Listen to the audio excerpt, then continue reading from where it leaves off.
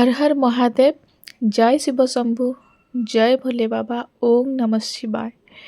आज मु वीडियो रे बहुत बढ़िया सुंदर कथाटी आपणक सहित शेयर करी, किंतु आपण को कंप्लीट वीडियो रे मो कथाटी शुणा को पड़ो। कथा है या कि आपण माने तो देखुथिबे, ये होची जागर समयर वीडियो थिला। निकटस्थ एक शिव मंदिर रे आमे उभय स्वामी स्त्री जाई जागर जाळिथिलु। छुआ माने मध्य आम सहित जाई सेठी जागर जाळिथिले। कथा है या कि शिवं को आराधना समस्ते एठी करुचे निष्ठार सहकारे। किए कौथि पाई बर मागुछंती, कहार मनस्कामना कौन ता तो आमे कहि परिबानी, किंतु मु मोर गोटे अंतरिक कथा जदि कहिबी ताले कथाटी है या कि मु जेतेबेले झियो थिली पाठ पढ़ुथिली, ता माने मु कहिबाकु चाहूची विभागर पूर्वर कथा। जेतेबेले मु जागर पढ़ुथिला विवाह पूर्वर प्रत्येक वर्ष माँ जागर करती। आमको मध्य कुहंती जेतेबेले आमे ज्ञान पाइलु सेतेबेले आमे जानिलु जे जागर करिले उपवास रहिबाकु पड़े, किंतु काहेकि उपवास रहिबाकु पड़े तार मर्म आमको जणा नथिला। किंतु माँ ठारू शिखी आमे करुथिलु जागर उपवास।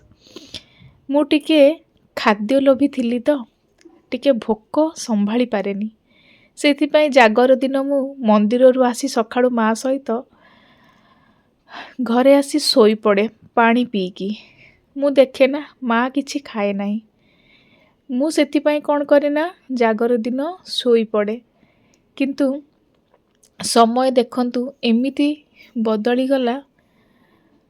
आउ समय बदलिबा सहित मोर भक्ति भावना मध्य बदली गला। जागर जालिबा पूर्व मते एते भोक लागे जे आउ मु संभाली पारेनी।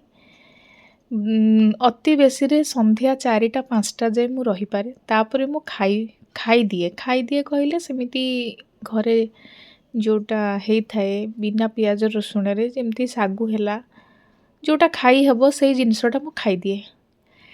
किंतु आज जो समय बदलिबा सांगे परिस्थिति बदलीची, दुईटा पिलांकर माँ हेबा परे मु भोकरे रही जाउची जागर जालिबा पर्यंत। आउ एते समय मु निजको भोकरे रखी ठाकुरन को आराधना करि पारुची, सेटा होची बड़ कथा। किंतु एटा गोटे कथा कहबी, मो स्वामी सब बळे कहंती जे मु बहुत लकी। आउ सी शिवं को बहुत आराधना करती, न खाई न पी मध्य रही पारती। आउ मु किंतु प्रभु श्रीकृष्णंकर बहुत बड़ भक्तटिए। आउ सेथिपाई तो एते शांत सरल आउ निष्कपट मनीषटिए मो जीवन रे पाइची। सेई श्रीकृष्णंक परी नटखटिया प्रभु विष्णुंकर भक्त। किंतु मु कहे तुमे शिवंकर भक्त बोली मो भलिया रुद्राणीटिए पाइच। आउ एते नटखटिया कुनी कुनी पिला दुईटी पाइच। भगवानकर ये होची लीला खेला, ये होची आम मनर भावना मात्र। रहिली। जय शिव शंभु।